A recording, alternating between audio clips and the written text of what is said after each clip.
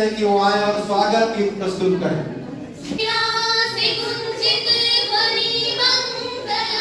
मन की वीणा से गुंजित ध्वनि मंगलम, स्वागतम स्वागतम स्वागतम स्वागतम। कैसा पावन सुहावन समय आज है, कैसा पावन सुहावन समय आज है। आप आए अतिथियों में सरताज है, देव की भांति पूजन देव की भांति पूजन करें आज हम। स्वागतम स्वागतम स्वागतम स्वागतम।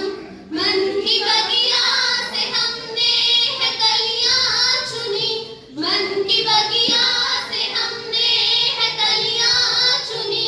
श्रद्धा के फूलों से हमने माला बुनी, करते हैं मिलके अर्पित सुमन आज हम, करते हैं मिलके अर्पित सुमन आज हम।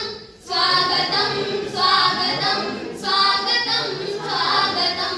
मन की वीणा से गुंजित ध्वनि मंगलम, मन की वीणा से गुंजित ध्वनि मंगलम। स्वागतम स्वागतम स्वागतम स्वागतम। जय हिंद जय भारत। स्वागत कि वो हमारे प्राचार्य सर का बैच लगाकर स्वागत और अभिवादन करें। डॉक्टर पाल सर।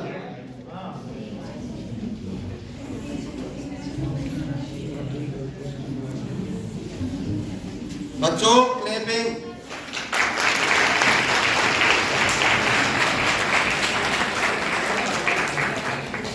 इसी क्रम में हम डॉक्टर संतोष श्रीवास्तव सर से अनुरोध करेंगे कि वो प्रोफेसर श्रवण श्रीवास्तव सर को बैच लगाकर सर का स्वागत और अभिवादन करें।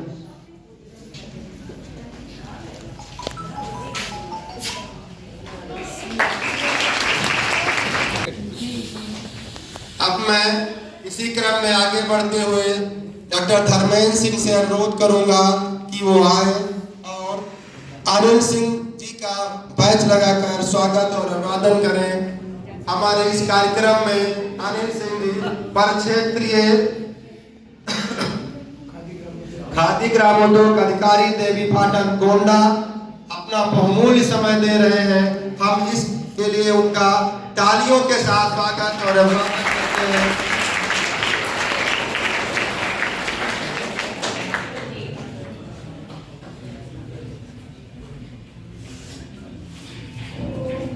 इसी क्रम में हम डॉक्टर संजय वर्मा जी से अनुरोध करेंगे कि वो मंच की तरफ आए और दीपक जी का बैच लगाकर स्वागत और अभिवादन करें।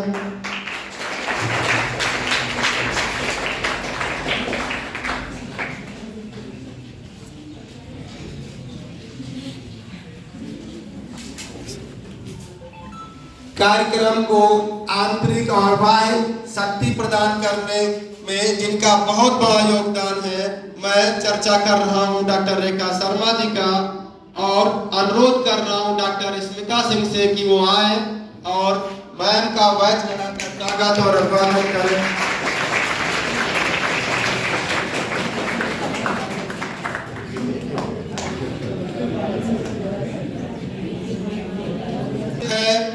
जूलॉजी और एग्रीकल्चर में इतना बेस्ट रिलेशनशिप किस कहीं नहीं है, क्योंकि जब भी खाद्य पदार्थ की जरूरत होती है तो सभी जन तो एक ही तरफ ध्यान लगाते हैं, किधर? एग्रीकल्चर की तरफ। तो हम head of department agriculture doctor Ghanshyam Dwivedi ji के स्वागत के लिए जंतु विज्ञान के प्रवक्ता अशोक पांडे जी से अनुरोध करेंगे कि वो आए और घनश्याम द्विवेदी जी का बैच लगा के स्वागत और अभिवादन। सही इधर देख लीजिए।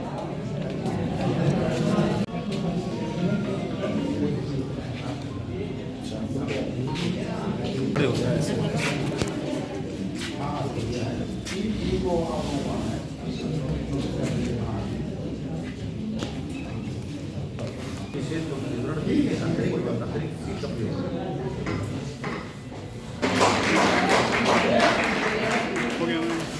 बहुत धन्यवाद सर। स्वागत के कार्यक्रम को अब यहीं स्थगित करते हुए, क्योंकि समय का अभाव है, हम अपने मार्गदर्शक यशस्वी प्राचार्य जी से अनुरोध करेंगे कि प्राचार्य जी आए और इस कार्यक्रम में आए हुए अतिथियों का अध्यक्षीय स्वागत और अभिनंदन करें। माननीय प्राचार्य जी।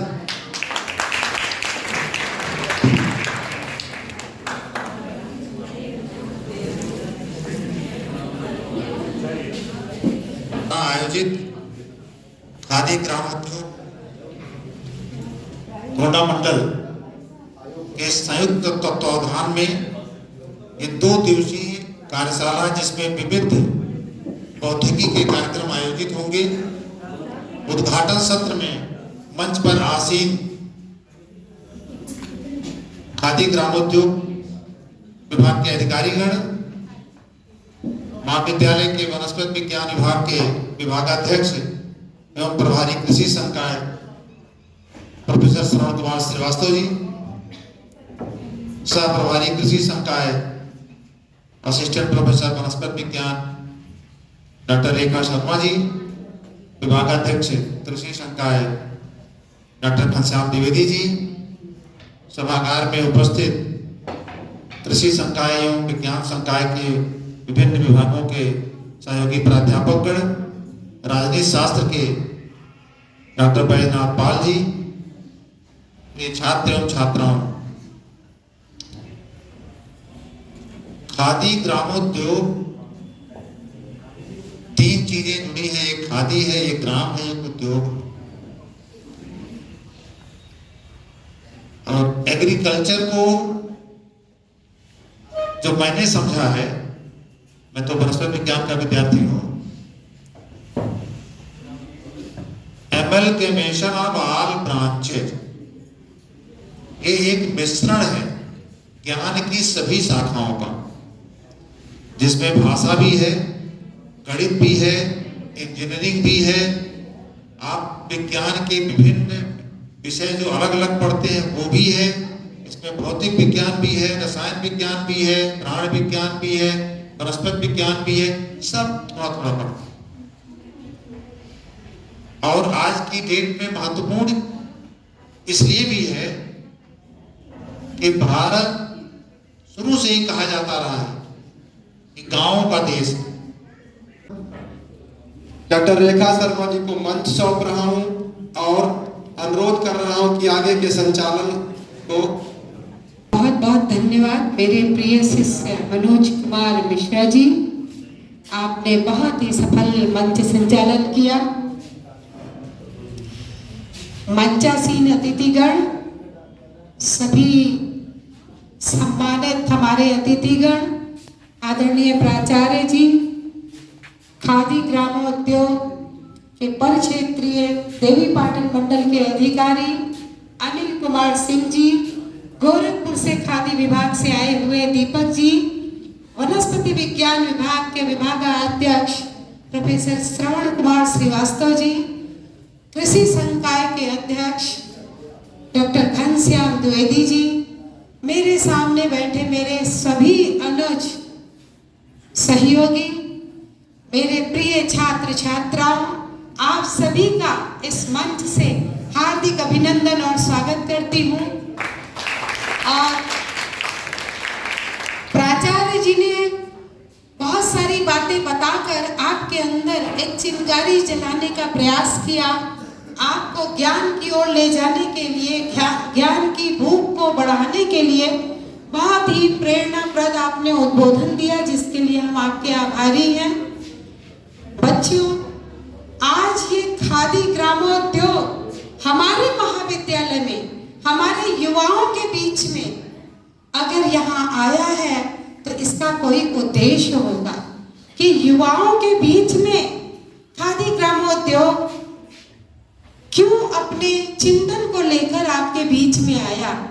खादी एक वस्त्र जो कपास के सूत से बनाया जाता है, कपास से बना एक सूत जो गांधी जी के चरखे पर चढ़ा और एक आंदोलन में परिणित हो गया, पूरे भारत को स्वदेशी की भावना से जोड़ने में सफल रहा, पूरे भारत को स्वतंत्रता संग्राम में एक नई दिशा देने में खादी का यह सूत जो आज भी खादी के नाम से जाना जाता है, आज भारत ही नहीं पूरे विश्व में खादी भारत वर्ष को गौरवान्वित कर रहा है।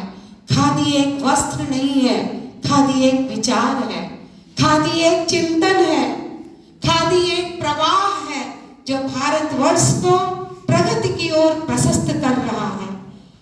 तो हम खादी विभाग से जुड़े हुए यहाँ परिचय श्री अनिल कुमार सिंह जी, परिक्षेत्रीय खादी एवं ग्रामोद्योग अधिकारी देवीपाटन मंडल, और दीपक जी जो खादी एवं ग्रामोद्योग विभाग गोरखपुर से आए हैं हमारे बीच। स्टेट गवर्नमेंट और सेंट्रल गवर्नमेंट दोनों के पदाधिकारी हमारे बीच में हैं। ऐसा संयोग बहुत कम होता है। जैसे योगी जी और मोदी जी के लिए कहा जाता है डबल इंजन की सरकार, तो ये खादी का डबल इंजन, केंद्र सरकार और राज्य सरकार दोनों हमारे बीच उपस्थित हैं और दोनों सरकार हमको ले जा रहे हैं, एक गति दे रहे हैं। पहचानो अपनी सांस्कृतिक विरासत, कपास से बनने वाले उस सूत को। खादी की एक बहुत बड़ी विशेषता बच्चों, खादी एक ऐसा वस्त्र है जो गर्मी के दिन में अगर आप पहनते हैं तो बॉडी ठंडी करता है, और जाड़े के दिन में पहनते हैं तो आपकी बॉडी को गर्म करता है, प्रकृति से सामंजस्य स्थापित करता है। अब मैं ज्यादा समय न लेकर आपको बताना चाहती हूँ। अभी कुछ बच्चों ने सर मुझसे कहा कि मुझे यहाँ बैठने के लिए कहा जा रहा है जबकि मेरे बहुत सारे काम हैं, लेकिन मैं बताना चाहती हूँ कि अभी कुछ ही दिन पूर्व खादी विभाग द्वारा अनिल सिंह जी के नेतृत्व में एक बहुत बड़ा मेला लगा था। इसके सूत्रधार रेखा शर्मा जी को सम्मानित किया जाए। मैं इसके बाद मुझे बहुत अर्जेंट है, मैं निवेदन करूंगा मैडम आप सबको दे दीजिएगा। तो सबसे पहले सम्मानित किया जाए गुरु को। तो गुरु में रेखा शर्मा जी को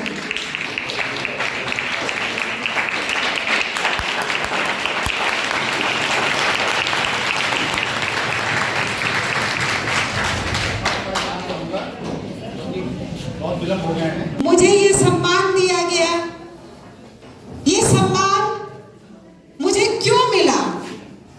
मुझे एक गुरु के रूप में ये सम्मान प्राप्त हुआ, लेकिन ये सम्मान मेरा सम्मान नहीं है। ये सम्मान आप छात्र छात्राओं का सम्मान है। मैं प्रोफेसर श्रवण कुमार श्रीवास्तव, घनश्याम द्विवेदी जी और अनिल सिंह जी से आग्रह करती हूँ कि गौतम को स्मृति चिन्ह देकर सम्मानित करें। इसी क्रम में जिसको मैंने सबसे कम समय दिया था, मात्र 4 मिनट, खुशी गुप्ता, और इन्होंने इतनी अच्छी प्रस्तुति दी कि गोंडा जनपद में खादी ग्रामोद्योग के कार्यक्रम में हमारे महाविद्यालय को गौरवान्वित किया। इसी क्रम में नाम लेना चाहूंगी मैं अनिल सिंह जी से, श्रवण श्रीवास्तव जी से, घनश्याम द्विवेदी जी से आग्रह करती हूँ इस बच्ची को सम्मानित करें। अधिकारी देवीपाटन मंडल श्री अनिल सिंह जी को, जिन्होंने हमारे बच्चों को आज सम्मानित किया है। आज हमारे बच्चों में स्वदेशी की भावना डेवलप कर दें, आप इनको खादी के प्रति उत्प्रेरित कर दें। श्री अनिल कुमार सिंह जी। बहुत बहुत धन्यवाद। मैं आज यहाँ पर अपने को पाकर अपना बचपन याद करने लगा। मित्रों, मैं अब आपको बताता हूं। पहली बात तो यह है कि प्रोफेसर रेखा शर्मा जैसे अगर कलाकार जो मूर्त स्वरूप दे रहे हैं और इतने प्रतिष्ठित पीजी कॉलेज में अगर आपका मार्गदर्शन इन बच्चों को मिल रहा है, आशीष मिल रहा है, मैं तो पूरी तरह से अपने स्तर पर आश्वस्त हूं कि आप सबका भविष्य उज्जवल है। बहुत बड़ा कैरेक्टर है मैम के अंदर और वो उसको अपने अंदर जीवंत करती हैं, जीती हैं। ये हमारे सारे जितने छात्र बैठे हैं, छात्राएं बैठी हैं, ये हुनर आपको उनसे लेना पड़ेगा, चुराना पड़ेगा। उसके लिए आप जैसे भी जो यत्न करना चाहें कर लें। समय मित्रों बहुत कम है, समय वेग की तरफ फिसल रहा है। आज आप हो सकता है बीए के छात्र हो, बीएससी के छात्र हो, बॉटनी में आप डिग्री प्राप्त कर रहे हो, सब कुछ कर रहे हो। 1 साल 2 साल 3 साल का समय है जो आगे के भविष्य को लेके जाएगा और वो संघर्ष आपका अकेला संघर्ष होगा, वो जीवन का संघर्ष होगा। वहां प्रोफेसर रेखा शर्मा और आपके विद्यालय में जो हमारे बहुत ही योग्य गुरुजन यहाँ बैठे हैं, जिनके सानिध्य में आप लोग अध्ययन प्राप्त कर रहे हैं, ये वहां नहीं रहेंगे। तो मैं आप सबसे निवेदन करूंगा, आप सबसे गुजारिश करूंगा कि हमारे जो भी गुरुजन हैं, जो इस विद्यालय से प्राप्त हो रहा है, इसको जितना अधिक से अधिक प्राप्त कर लेंगे, शायद आपके आगामी जीवन, आगामी भविष्य की जो है ना रूपरेखा तय करेगा। इसको आजादी के पीछे जो उनका यत्न था वो ये था कि स्वावलंबन होना चाहिए। हम स्वावलंबी बने, आत्मनिर्भर बने और यह सबसे बड़ी चीज है। एक सफल उद्योग वाला जो उद्यमी है, एंटरप्रेन्योर है या उद्योगपति है, वो 10, 20, 50 लोगों को नौकरी दे सकता है। एक नौकरशाह सिवाय बदमाशी के कुछ नहीं करता, वो सरकार की नौकरी भी पूरी मेहनत से नहीं करता। मुझे कहने में कोई गुरेज नहीं है। तो मैं चाहूंगा कि भाई नौकरशाह मत बनिए। आप में से हो सकता है कल कोई एक युवा जो है यहाँ पे ऐसा उद्यमी बने जैसा प्राचार्य साहब ने उदाहरण दिया, बहराइच का किसान, बाराबंकी का किसान। हम चाहते हैं आप भी उनमें से गिने जाएं और आज के 15 साल के बाद जब यहाँ कोई प्राचार्य जब यहाँ पर हो और ऐसे कार्यक्रम हो या कहीं कोई इस तरह का मंच मिले, तो हमारे इस एलबीएस कॉलेज का बच्चा जो है, जो यहाँ शिक्षा ग्रहण कर रहा है, उसको कहा जाए कि हाँ एक सफल किसान हो गया, एक सफल उद्योगपति हो गया। अगर मेरा जीवन रहेगा, चाहे वो सरकारी हो चाहे अपना व्यक्तिगत होगा, मैं उन्हें हमेशा अपनी यादों में समेट कर रखूंगा। धन्यवाद मैम। बहुत धन्यवाद सर। बच्चों, इस महाविद्यालय का नाम चाहे अच्छाई में हो और चाहे बुराई में हो, तो ये चीजें होती हैं। एक सिक्के के 2 पहलू होते हैं। आपके हाथ में है। अभी आपने भूरी भूरी प्रशंसा की और मेरे बारे में इन्होंने जो कुछ भी कहा, मुझे लगता है वो अवसर भी किसने दिया? हमारे छात्र छात्राओं की प्रस्तुति ने दिया। तो इसलिए सदैव अच्छा बनने का प्रयास कीजिए।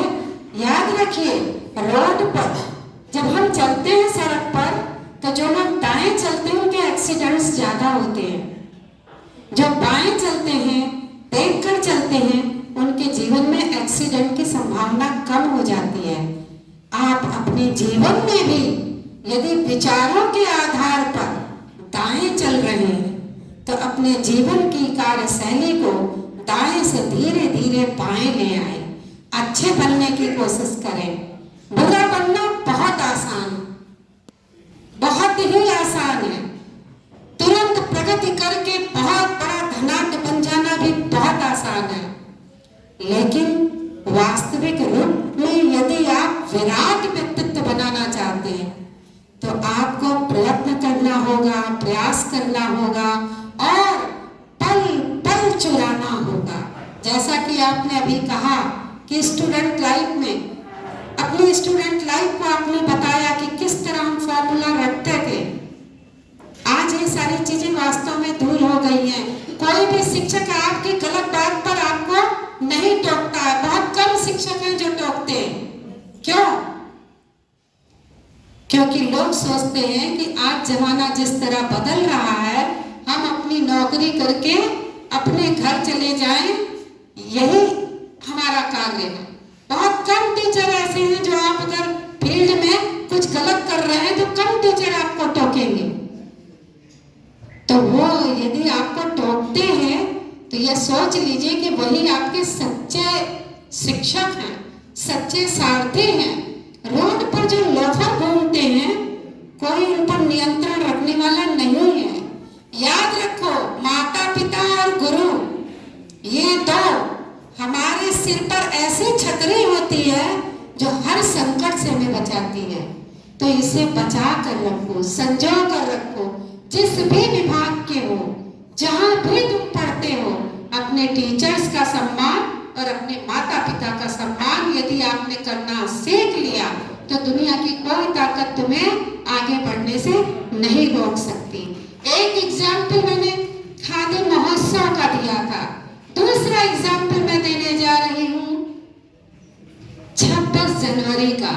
आपको याद होगा, अगर आप फर्स्ट सेमेस्टर से संबंधित हैं तो एक सूचना निकली थी। प्राचार्य जी चाह रहे थे कि 26 जनवरी बहुत अच्छी तरह सेलिब्रेट हो, और किसी की समझ में नहीं आ रहा था कि जब एग्जाम चल रहे हैं, क्लासेस नहीं चल रही हैं, तो स्टूडेंट में एकता, भारत की विविधता, कोई बंगाली बन गया, कोई पंजाबी बन गया, कोई कर्नाटक का बन गया, कोई तमिलनाडु का बन गया, कोई कन्याकुमारी का बन गया, तो कोई कश्मीर का बन गया। और एक ऐसी प्रस्तुति झंडे के साथ 29 बच्चों ने की थी जिसकी भूरी भूरी प्रशंसा सभी शिक्षकों ने की। और पाल सर से अभी मेरी बात हुई, इन्होंने कहा ऐसे बच्चों को जरूर सम्मानित किया जाना चाहिए। इन बच्चों का मैं पूरा नाम ले रही हूँ। बच्चों, लास्ट में आप लोग इनके लिए जोरदार तालियां जरूर बजाइएगा, क्योंकि इन बच्चों को हम जानते भी नहीं थे। और इनकी प्रस्तुति यदि आपने नहीं देखी है तो पुनः मैं कहूंगी कि वीडियो इनका देख लीजिए और आप देखकर आनंदित हो जाएंगे कि पूरा भारत एलबीएस के मंच पर था।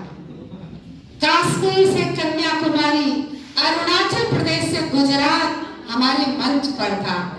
और इसमें 4 चांद लगाने का काम जो बच्चे कर रहे थे, खुशी सिंह, खुशी गुप्ता, शिल्पी सोनी, महबस महराज, प्रियांशी साहू, शिवानी मिश्रा, वंदना भारती, चारू पांडे, चांदनी जायसवाल, सोनाली शर्मा, ऋषभ गौतम, इनके लिए तो बहुत जोरदार तालियां हैं। ऋषभ गौतम, रितिका, श्वेता साहू, स्वाति मिश्रा, खुशबू, शिवानी अग्रहारी, नीलांशी प्रजापति, अनुपा यादव, ये शायद गोवा की बनी थी, ये हमारे साइंस की छात्रा हैं और सबसे लास्ट में आई थी और इनका परिधान गोवा का था। लक्ष्मी, प्रिया, कविता मौर्य, निकिता शर्मा और सौम्या पांडे। जोरदार तालियां लेकिन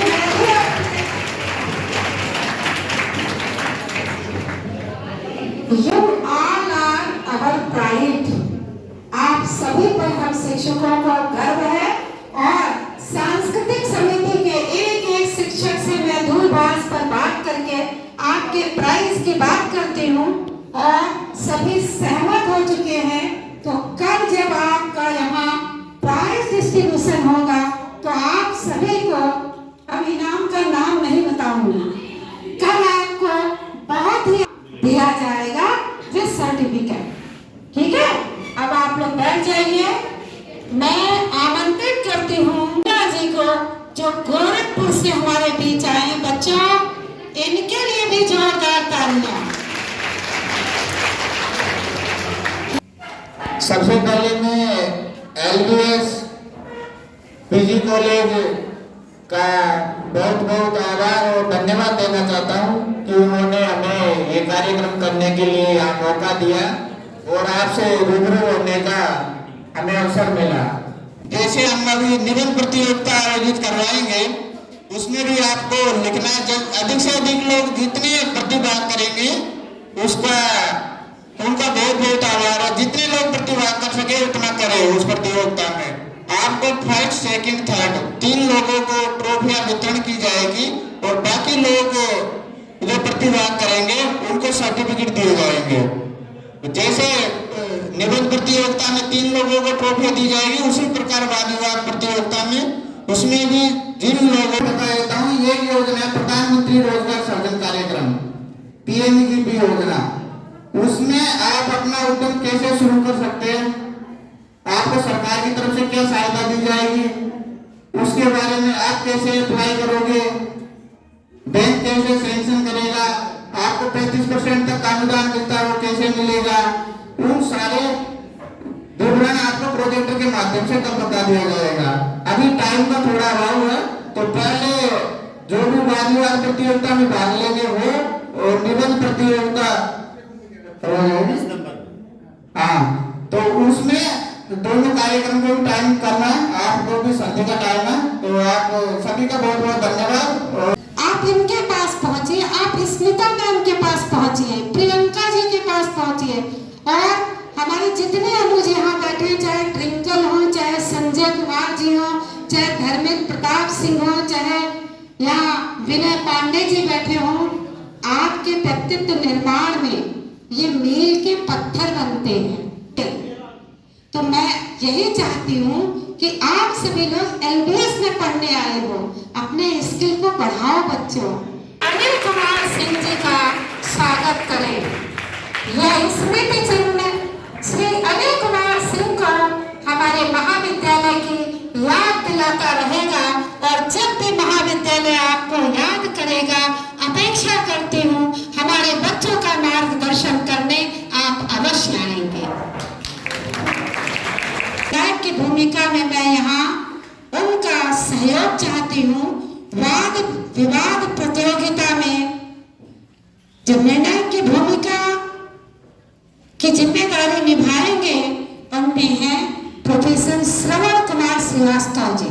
दूसरे हमारे जो जज के पैनल में आमंत्रित निर्णायक हैं डॉक्टर बैजनाथ पाल जी। तीसरी जो इसमें निर्णय की भूमिका में है वो है डॉक्टर स्मिता सिंह जी, जो आप सभी की बहुत ही लोकप्रिय शिक्षक हैं। इसी तरह निबंध प्रतियोगिता में हमारे निर्णायक के रूप में है डॉक्टर संजय कुमार जी, विनय कुमार पांडे जी और धर्मेंद्र प्रताप सिंह जी भी आपके निर्णायक मंडल में हैं। अब मैं ये माइक दे रही हूँ डॉक्टर बैजनाथ पाल जी को, ताकि वाद विवाद प्रतियोगिता को कंडक्ट कराने में अपनी भूमिका सुनिश्चित करें और इन बच्चों का मार्गदर्शन करें।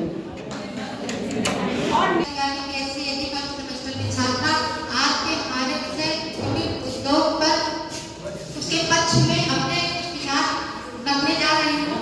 महोदय, जब हम इतिहास पर नजर डालते हैं तो पता चलता है कि भारतीय अर्थव्यवस्था का गौरवशाली इतिहास रहा है।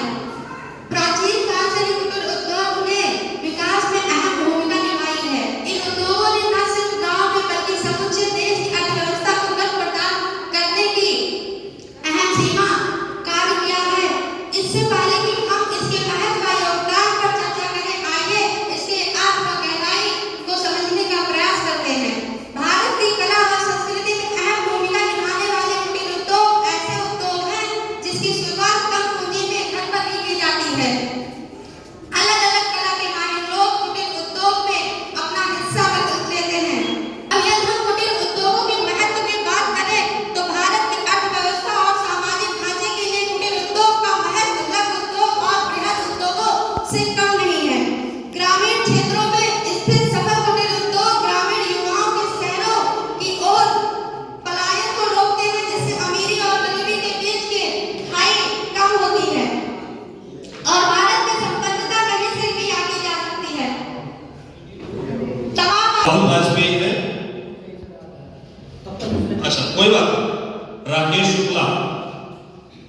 आइए, अपना नाम, क्लास और आप इस विषय के पक्ष में बात करेंगे या विपक्ष में, ये जरूर बात करेंगे। सभी अध्यापकों को मेरा प्रणाम। मेरा नाम राकेश शुक्ला, मैं BSc 3rd सेमेस्टर का विद्यार्थी हूँ। मेरा विषय कुटीर उद्योग पर है और इसके हम पक्ष में बोलना चाहते हैं। सर्वप्रथम आपको यह बताना चाहते हैं कुटीर उद्योग का अर्थ क्या होता है। कुटीर उद्योग और लघु उद्योग में सिर्फ मामूली सा फर्क है कि अब श्रम का जो योगदान होता है कुटीर उद्योग में आप एक घर का श्रम जाता है और लघु उद्योग में हम लोग बाहर से श्रम को मंगाते हैं। यह छोटा सा अंतर लघु एवं कुटीर उद्योग में है। उसके बाद हम इनकी देखते हैं आवश्यकता क्यों पड़ती है। जैसा कि अभी आदरणीय जो उपस्थित थे उन्होंने बताया कि हमारा भारत देश है वो गाँव का देश है। यहाँ पर अधिक से अधिक जनसंख्या पाई जाती है और यहाँ पर बहुत कम क्षेत्र में बहुत ज्यादा कृषि पर निर्भरता है। जिस निर्भरता को कम करने के लिए हमारे भारत देश में महात्मा गांधी जी द्वारा संचालित किया गया था ग्रामीण कुटीर उद्योग। मैं IBC का सर्वप्रथम इस स्थान पर खुद को पाकर गर्वान्वित महसूस करता हूँ क्योंकि यहाँ पे उपस्थित सभी श्रेष्ठ जनों को सर्वप्रथम प्रणाम करते हुए मैं अपनी बात करना चाहूँगा, आगे पक्ष में बात करना चाहूँगा। मैं आपको बताना चाहूँगा कि औद्योगिकीकरण क्या है। आप सभी जानते हैं कि खेती से हटकर यदि हम गांव के विकास में कुछ वर्क करते हैं, कोई काम करते हैं तो उसे हम औद्योगिकीकरण से जोड़ते हैं। आज के समाज में नारी कितनी महत्वपूर्ण भूमिका निभाती है शायद कहने का कोई तथ्य नहीं है, बिना कहे ये साबित होता। परंतु हम देखते हैं कि ग्रामीण क्षेत्रों में आज भी नारी कहीं ना कहीं पीछे है। ऐसा नहीं है कि नारियां सब में पीछे हैं, क्योंकि नारी इसलिए कहता है क्योंकि हमारे पास मजबूरियां हैं, हमारे पास खाने के लिए रोटी नहीं है और रोटी है भी तो हमारे पास पैसे नहीं है और पैसे कैसे आएंगे। पैसे आने के लिए हमारे पास धन होना चाहिए और धन हम कहाँ से लाएंगे। कोई वर्क होना चाहिए ना, जो कि गांव में नहीं है। हाँ, हम मानते हैं डाउटलेस सही बात है कि गांव का वातावरण शहर की अपेक्षा बहुत अच्छा है, बहुत अच्छा है। गांव में खेती बहुत अच्छी होती है, परंतु व्यवसाय भी तो होना चाहिए। गांव में व्यवसाय नहीं है तो हमें गांव में औद्योगिकीकरण में अर्थव्यवस्था में एक बहुत बहुत बहुत महत्वपूर्ण भूमिका निभाता है। और हम एक बात है, अगर गांव विकास करेगा तो जाहिर सी बात है हमारा भारत कदम कदम कहीं ना कहीं और हर जगह ये आप पाएंगे कि हमारा भारत निरंतर बढ़ रहा है, सतत विकास कर रहा है। और सतत विकास का अर्थ है कि निरंतर बढ़ते रहना, बिना रुके निडर होके आगे बढ़ते रहना। और अगर हमारा गांव हमारा विकास करेगा तो जाहिर सी बात है कि हम भी विकास करेंगे और आगे बढ़ेंगे। Thank you, all the best. धन्यवाद रमेश जी। आदित्य सिंह आए। Aditya Singh from BSc agriculture 3rd semester.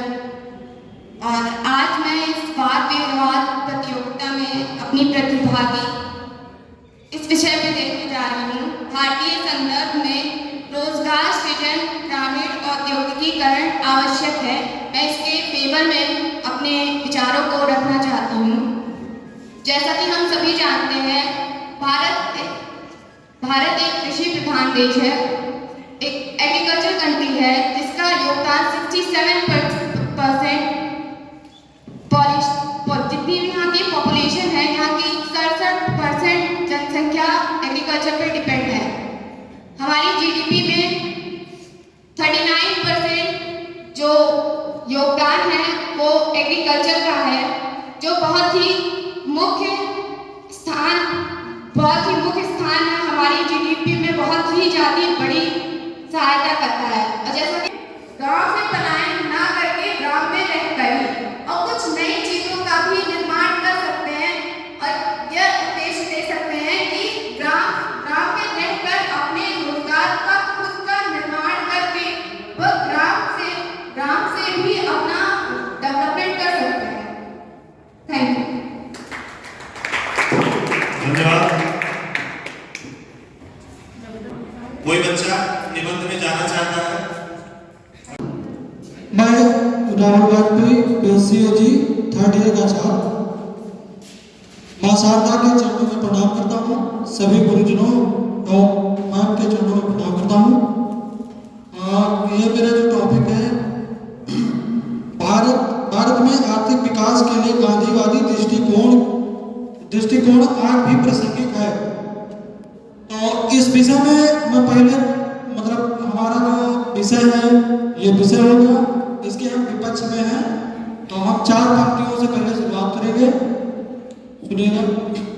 कि जहां पर सच दया सम्मान और ईमान होता है, जहां पर सच दया सम्मान और ईमान होता है, वहीं जाकर अल्लाह और भगवान होता है। अगर तूने निकाला है किसी के पांव का कांटा, अगर तूने निकाला है किसी के पांव का कांटा, तो ये कहे तेरे दिल में कोई इंसान रहता है, तो ये कहे तेरे दिल में कोई इंसान रहता है। मित्रों, आप जानते होंगे कि दृष्टिकोण का मतलब क्या होता है। जैसे आप कोई आंखों से देखें और अपना जो एक सपना सोचे, और सपना सोचने का वो जो मंजिल होता है और वहां तक ना पहुंच पाए, तो उसके विषय में मैं आपको वैसा नहीं हुआ। सोनाली शर्मा, जो बात मैंने कही उसको ध्यान रखिएगा, और विषय, प्रेजेंटेशन और समय, तीनों चीज का ध्यान रखिए। मेरा नाम सोनाली शर्मा है। मैं एक सेमेस्टर की छात्रा हूँ। मैं आप सभी को भारत की आर्थिक विकास एवं प्रगति के बारे में बताऊंगी। मेरे भारत की मिट्टी मेरे माथे का चंदन है। महात्मा गांधी जी का पूरा नाम मोहनदास करमचंद गांधी था। दुनिया के करोड़ों लोगों के दिलों पर राज करने वाले बापू गांधी थे। आधुनिक भारत के महात्मा राजनीति व्यवहारिक एवं सच्चे अहिंसी नेतृत्व। खुशबू, नाम, क्लास, विषय के पक्ष में बोलना है, विपक्ष में, इतना जरूर है। टॉपिक है भारतीय संदर्भ में रोजगार सृजन के लिए ग्रामीण उद्योग आवश्यक। भारतीय संदर्भ हमारा भारत है। रोजगार सृजन, हमें रोजगार चाहिए, अपने ग्रामीण को आगे बढ़ाने के लिए हमें काम चाहिए। कार्य या फैक्ट्री तो उसमें कार्य करेंगे तो हमें रोजगार हमारा होगा, इनकम निकलेगा, हमारा आर्थिक स्थिति भी ठीक रहेगी। उद्योगीकरण, फैक्ट्रियों द्वारा कपड़े बनाए गए इनका उद्योग करना उद्योगीकरण कहलाता है। हमारा भारत देश गांव का देश है। अधिकतर आबादी गांव में बसती है, जहां पर रोजगार व्यवसाय का अभाव रहता है, जिससे ग्रामीणों की आय भी कम रहती है। अगर सरकार या व्यवसाय ग्रामीण क्षेत्रों में उद्योगीकरण का पहल करते हैं, तो हमारे भारत क्षेत्र का सामाजिक आर्थिक विकास संभव है। यह इस प्रकार कह सकते हैं चौमुख। अब हम बुलाना चाहेंगे, हमारे बीच में एक छात्र हैं, सर्वेंद्र वर्मा BSc AG के छात्र हैं, फर्स्ट सेमेस्टर के। की शुरुआत 2 पंक्तियों से करना चाहूँगा। गाँव में औद्योगिक धार की बौछार रोजगार सृजन की राह अत्यंत आवश्यक है। बाजारों में छाई उम्मीदों की बहार, ग्रामीण औद्योगिकरण से प्रगति का उद्घाटन साथ, नौकरी की तलाश में जो बदलते हैं अपने विकार, ग्रामीण औद्योगिकरण से होगा सबका सम्मान। विकास की राह पर सबका उड़ान भरे अधिकार, ग्रामीण औद्योगिकरण से होगा नवाचार का संकल्प विकार।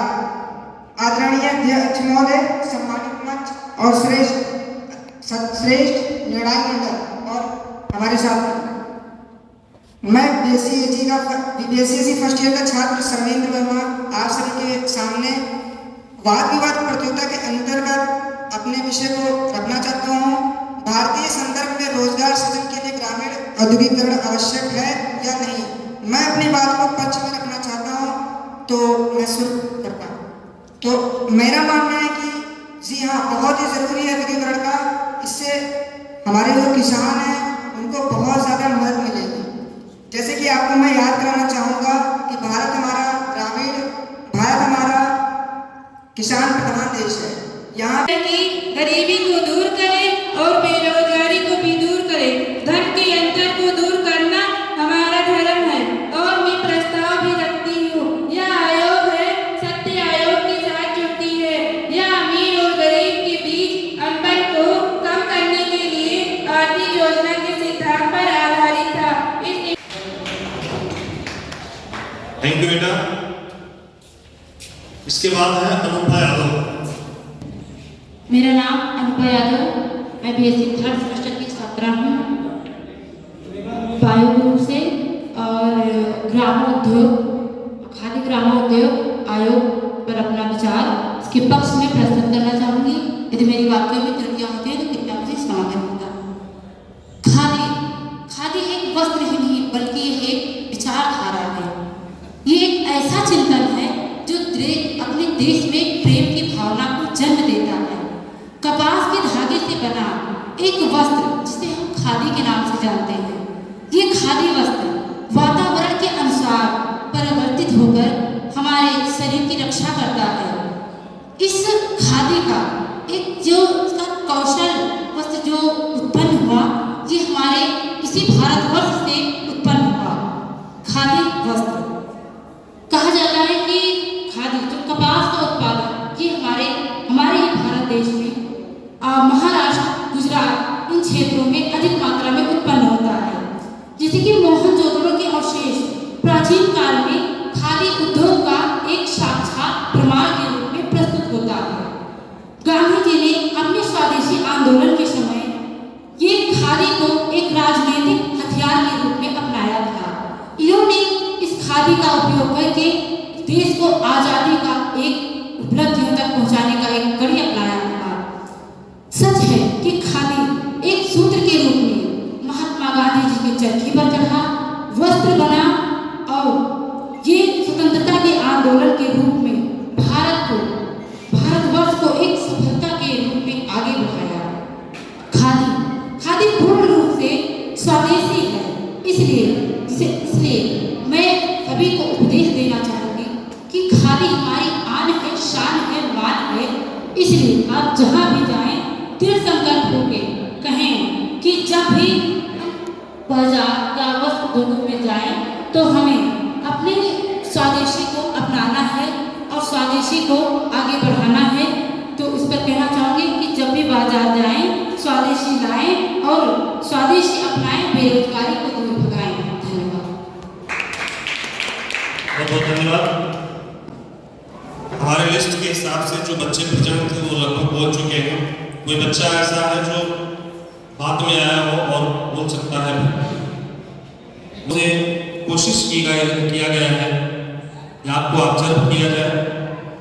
बहुत से बच्चे ऐसे होते हैं जिनके मन में तमाम बातें होती हैं लेकिन वो बहुत ढंग से कह नहीं। बड़े हर्ष की बात है आज हम सभी इस पुण्य भूमि पर एक साथ एकत्रित हुए और हम सभी ने अपना अपना किसी न किसी रूप में योगदान दिया, चाहे वो हमारे प्रोफेसर्स रहे, चाहे हमारे छात्र रहे। ऐसे अवसर को ऐतिहासिक बनाने के लिए इन दोनों तत्वों की जरूरत होती है। एक व्याख्याता जैसे हम लोग हैं, एक अर्जक जैसे आप लोग हैं, अर्जित करने वाले।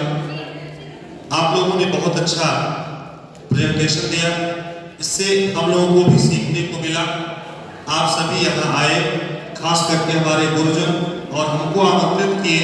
मैं इसके पहले आप सभी को धन्यवाद देने के साथ साथ आपका अभिवादन भी करता हूँ और अपनी ओर से आपको पुनः धन्यवाद ज्ञापित करता हूँ।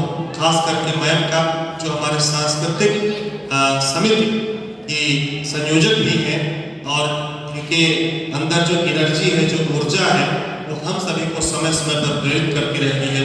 आप सभी का पुनः धन्यवाद। Thank you. हाँ, हमारे बीच में समापन की बेला में ही सही, लेकिन हमारे शिक्षा शास्त्र विषय के असिस्टेंट प्रोफेसर श्री मनीष कोदरवाल जी हमारे बीच में पधारे हैं। मैं यहाँ आने के लिए इनका अभिवादन करता हूँ और धन्यवाद ज्ञापित करता हूँ। बहुत बहुत धन्यवाद।